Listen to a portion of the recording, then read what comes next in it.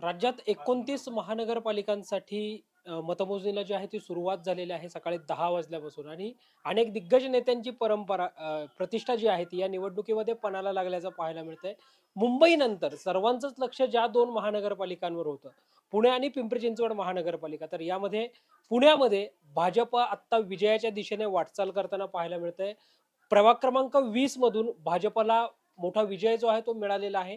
खरं तर या प्रभागामध्ये 4ही उमेदवार आमचे लागतील असा विश्वास भारतीय जनता पार्टीकडनं व्यक्त करण्यात येत होता. मात्र या प्रभागामध्ये भाजपचे 3 उमेदवार जे आहेत ते विजयी झालेले आहेत. मागच्या वेळी जे पुण्याचे नगरसेवक म्हणून त्यांनी पुणे महानगरपालिकेमध्ये काम केलं, ते राजेंद्र शिळीमकर असतील, तन्वी दिवेकर असतील आणि मानसी देशपांडे असतील. या तिघांचा या प्रभाग क्रमांक 20 मधून विजय जो आहे तो झालेला आहे. याच प्रभागामध्ये गौरव घुले आणि महेंद्र सुंदेजा अशी देखील एक लढत होती, लक्षवेधी लढत होती. या लढतीमध्ये महेंद्र सुंदेजा यांचा पराभव करत राष्ट्रवादी काँग्रेस पक्षाचे गौरव घुले हे विजयी झाल्याचं पाहायला मिळतंय. या प्रभागामध्ये 3-1 अशी लढत जी आहे ती झाल्याचं पाहायला मिळतंय. इथे भाजपचा विजय जो आहे तो झाल्याचं पाहायला मिळतंय. यासोबतच प्रभाग क्रमांक 25 जो आहे, या प्रभाग क्रमांक 25 मधून भाजपचे 4ही उमेदवार आता आघाडीवर असल्याचं चित्र जे आहे ते पाहायला मिळतंय. आतापर्यंतच्या कलांनुसार पुणेकरांनी गुंडांना स्पष्ट नाकारल्याचं देखील चित्र जे आहे ते पाहायला मिळतंय. कारण बापू नायर जो आहे त्याला तो त्या ठिकाणी पिछाडीवर असल्याचं पाहायला मिळतंय.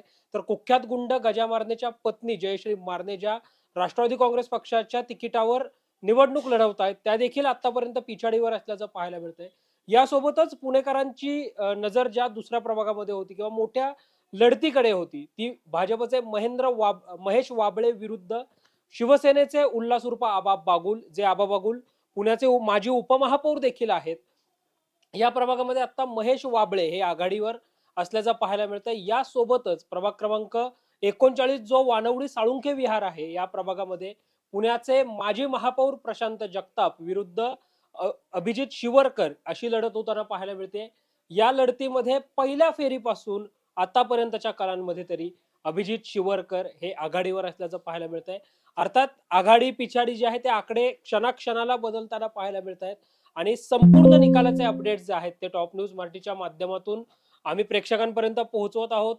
आमची न्यूजरूम टीम जी आहे ती सज्ज आहे. आमची एडिटोरियल टीम जी आहे ती प्रत्येक अपडेट्स लोकांपर्यंत पोहोचवण्यासाठी सज्ज आहे आणि क्षणाक्षणाचे अचूक अपडेट जे आहेत ते देण्यासाठी आम्ही सर्वजण जे आहेत ते प्रयत्नशील आहोत आणि हे सगळे लेटेस्ट आकडे जे आहेत ते सर्वात अगोदर प्रेक्षकांपर्यंत पोहोचवण्यासाठी देखील आम्ही प्रयत्नशील आहोत. मुंबईमध्ये जे सर्वांचं लक्ष लागलेलं होतं, त्या मुंबईमध्येच्या मानखुर्द प्रभागातून भारतीय जनता पार्टीचे माध्यम प्रमुख जे आहेत नवनाथ बन ते विजयी झाल्याचं पाहायला मिळतंय. मानखुर्दचा जो प्रभाग आहे, या ठिकाणी राष्ट्रवादी व्हर्सेस बीजेपी अशी तुल्यबळ लढत जी आहे ती होताना पाहायला मिळालेली होती. नवाब मलिक यांचा बालेकिल्ला मानखुर्द आहे आणि या मानखुर्द प्रभागातून नवनाथ बन हे आता विजयी झालेले आहेत. एक पत्रकार, माध्यम प्रमुख आणि आता नगरसेवक असा नवनाथ बन यांचा प्रवास जो आहे तो असणार आहे. दहिसरचा जो प्रभाग आहे नवी मुंबई बृहन्मुंबई महानगरपालिकेतला, या बृहन्मुंबई महानगरपालिकेच्या दहिसर प्रभागातून तेजस्वी घोसाळकर या देखील विजयी झालेल्या आहेत. कल्याण डोंबिवली महानगरपालिकेमध्ये महाराष्ट्र नवनिर्माण सेनेने खातं खोललेलं पाहायला मिळतंय. या कल्याण डोंबिवली महानगरपालिकेमध्ये प्रामुख्यानं त्या ठिकाणी शिवसेनेने मोठ्या प्रमाणावर लावलेली होती. या ठिकाणी मनसेचा विजय जो आहे तो होताना पाहायला मिळतोय.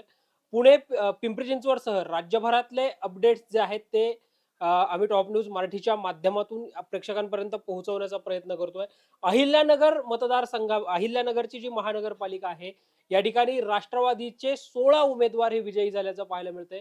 सोलापूर जो जयकुमार गोरेंमुळे प्रतिष्ठेचा बनलेला जिल्हा आहे, या सोलापूर महानगरपालिकेमध्ये सुद्धा भाजपचे 16 उमेदवार जे आहेत ते विजयी झाल्याचं पाहायला मिळतंय. एकंदरीतच बहुतांश एक्झिट पोल्समध्ये भारतीय जनता पार्टी आघाडीवर राहील असं सांगताना पाहायला मिळालं होतं. आत्ताच्या आत्ताच्या क्षणापर्यंत तरी भारतीय जनता पार्टी जी आहे ती आघाडीवर असल्याचं पाहायला मिळतंय. अर्थात आघाडी पिछाडी जी आहे ती सातत्याने हे आकडे जे आहेत ते बदलताना पाहायला मिळत आहेत. जो पहिल्या फेरी अखेर आघाडीवर होता तो दुसऱ्या फेरीमध्ये पिछाडीवर गेल्याचं चित्र जे आहे ते देखील पाहायला मिळतंय. अनेक प्रभागांमध्ये काहीसा उलटफेर जो आहे तो देखील होताना आपल्याला पाहायला मिळतोय. पिंपरी चिंचवड महानगरपालिका जी आहे, या पिंपरी चिंचवड महानगरपालिकेमध्ये सुद्धा राष्ट्रवादी वर्सेस भाजप अशी तुल्यबळ लढत जी आहे ती होताना पाहायला मिळते. दोघांमध्ये काटेंकी टक्कर जी आहे ती सध्या या महानगरपालिकेमध्ये असल्याचं पाहायला मिळत आहे. आणि आत्ताच्या फेरी अखेर पुण्याचे माजी महापौर आणि जे काँग्रेस पक्षाकडून निवडणूक लढवत आहेत ते प्रशांत जगताप हे आघाडीवर असल्याचं पाहायला मिळत आहे. अभिजित चिवरकर भाजपमधनं प्रामुख्याने तिथे आघाडीवर होते, ते आता पिछाडीवर गेल्याचं चित्र जे आहे ते पाहायला मिळतंय. खर तर पुण्यातल्या जशा मध्यवर्ती भागांमधल्या लढतींकडे असेल किंवा तिकडे प्रभाग क्रमांक 4 मध्ये सुरेंद्र पठारेंची लढत असेल किंवा तिथे नारायण गलांडे विरुद्ध सचिन भगत अशी लढत असेल, या लढतींबरोबर साळुंखे विहार वानवडीचा जो प्रभाग आहे या प्रभागामध्ये काय होणार याकडे देखील लक्ष जे आहे ते सर्वांचं लागलेलं होतं. कारण निवडणूक डिक्लेअर झाली आणि उमेदवारी अर्ज जाहीर होईल कुठल्याही क्षणी असं वाटत असतानाच माजी राज्यमंत्री अभिजित शिवरकरांच्या चिरंजीवांनी भाजपामध्ये प्रवेश केला. त्यामुळे ही लढत जी आहे ती प्रतिष्ठेची बनल्याचं चित्र जे आहे ते पाहायला मिळालेलं होतं. या प्रभागामध्ये प्रामुख्याने आता प्रशांत जगताप हे आघाडीवर असल्याचं चित्र जे आहे ते पाहायला मिळतंय. एकंदरीतच पुणे पिंपरी चिंचवड या दोन्ही महानगरपालिका या भाजप आणि राष्ट्रवादी काँग्रेस पार्टीसाठी महत्वाच्या महानगरपालिका आहेत. या दोन्ही महानगरपालिकांमध्ये सत्ता कायम राखण्यासाठी आणि या दोन्ही महानगरपालिकांमध्ये कमबॅक करण्यासाठी अजित पवारांनी कंबर कसल्याचं पाहायला मिळतंय. भाजपकडनं देखील ही सत्ता कायम राखण्यासाठी प्रयत्न जे आहेत ते केले गेल्याचं पाहायला मिळतंय. धारावीमध्ये बृहन्मुंबई महानगरपालिकेच्या धारावीमध्ये काँग्रेसचा उमेदवार जो आहे तो त्या ठिकाणी विजयी झाल्याचं चित्र जे आहे ते पाहायला मिळतंय. नवाब मलिक यांचे बंधू कप्तान मलिक हे पराभूत झाल्याचं चित्र जे आहे ते पाहायला मिळतंय.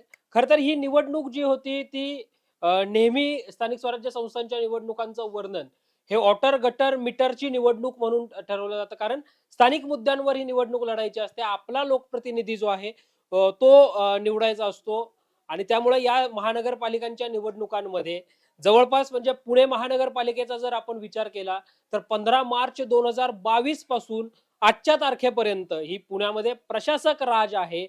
आणि त्यामुळे आता पुण्याला कारभारी जे आहेत ते नव्याने मिळताना आपल्याला पाहायला मिळणार आहेत. पुणेकरांना हक्काचा नगरसेवक जो आहे तो मिळताना पाहायला मिळणार आहे. महापौर जो आहे तो पुण्याला जवळपास 2022 नंतर आता मिळताना प्रत्यक्षामध्ये पाहायला मिळणार आहे. अर्थात या निवडणुकांमधली इंटरेस्टिंग फॅक्ट अशी आहे की महानगरपालिकांच्या निवडणुका जाहीर झाल्यात, महानगरपालिकांच्या निवडणुका झाल्यात, मतमोजणी होतीये, मात्र महापौर पदासाठीचं आरक्षण काय अजून डिक्लेअर झालेलं नाहीये. त्यामुळे नंतर सुद्धा म्हणजे निवडणुका झाल्यानंतर कोण होणार महापौर यासाठी सुद्धा चुरस जी आहे ती रंगताना पाहायला मिळणार आहे. अर्थात हे सगळेच अपडेट्स आम्ही टॉप न्यूज मराठीच्या माध्यमातून अगदी सगळ्यात लवकर आणि स्पष्ट आणि अचूक परखड अपडेट जे आहेत, सखोल अपडेट जे आहे ते आम्ही तुमच्यापर्यंत पोहोचवणारच आहोत. आता महानगरपालिकांच्या निवडणुकांच्या अनुषंगाने सुद्धा आतापर्यंत जर आपण पाहिलं तर भाजपची विजयी वाटचाल जी आहे ती आपल्याला पाहायला मिळते. पुणे पिंपरी चिंचवड नंतर नाशिक महानगरपालिकेमध्ये सुद्धा सर्वांचं लक्ष जे आहे ते लागलेलं होतं. या ठिकाणी सुद्धा भाजप जे आहे ते आघाडीवर असल्याचं पाहायला मिळतंय. पुण्यामधून प्रशांत जगताप यांचा विजय झालाय, मात्र प्रशांत जगताप यांच्या मातोश्री रत्नप्रभा जगताप यांचा मात्र त्या ठिकाणी पराभव झालेला आहे. म्हणजे आता पुणे महानगरपालिकेच्या निवडणुकांमध्ये प्रकाश कदम असतील किंवा त्यांचे चिरंजीव असतील हे निवडणुकीच्या रिंगणामध्ये आहेत. वसंत मोरे आणि रुपेश मोरे देखील निवडणुकीच्या रिंगणामध्ये आहेत.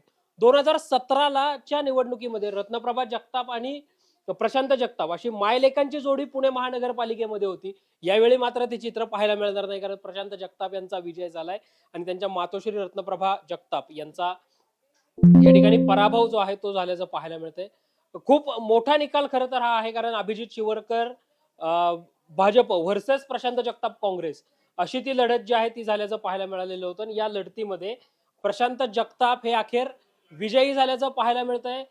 खर तर विचारधारा च्या मुद्द्यावर पुरोगामित्वचा विचार जपण्यासाठी प्रशांत जगताप यांनी राष्ट्रवादी काँग्रेस पार्टी शरदचंद्र पवार पक्षाला सोडचिठ्ठी दिली होती आणि ते काँग्रेसवासी झाले होते. आता त्यांचा विजय जो आहे तो होताना पाहायला मिळतोय. प्रशांत जगताप हे विजयी झालेले आहेत. आतापर्यंतच्या कलांनुसार 29 पैकी 26 महानगरपालिकांमध्ये भारतीय जनता पार्टी ही आघाडीवर असल्याचं चित्र जे आहे ते देखील पाहायला मिळतंय. अर्थात हे सगळे अपडेट्स आम्ही तुमच्यापर्यंत पोहोचवणारच आहोत आणि हे सगळे अपडेट्स आमच्या लाईव्ह व्हिडिओच्या माध्यमातून असतील, वेबसाईट्सच्या माध्यमातून असतील, हे देखील आम्ही प्रेक्षकांपर्यंत सर्वात आधी पोहोचवण्याचा प्रयत्न जो आहे तो देखील करतोय. खरं तर भाजपकडनं दावा असा करण्यात आलेला होता. भाजपचे नेते, अगदी सगळे प्रमुख नेते वारंवार हे सांगताना पाहायला मिळत होते. 29 पैकी किमान 28 महानगरपालिकांमध्ये तरी आमचा महापौर बसेल.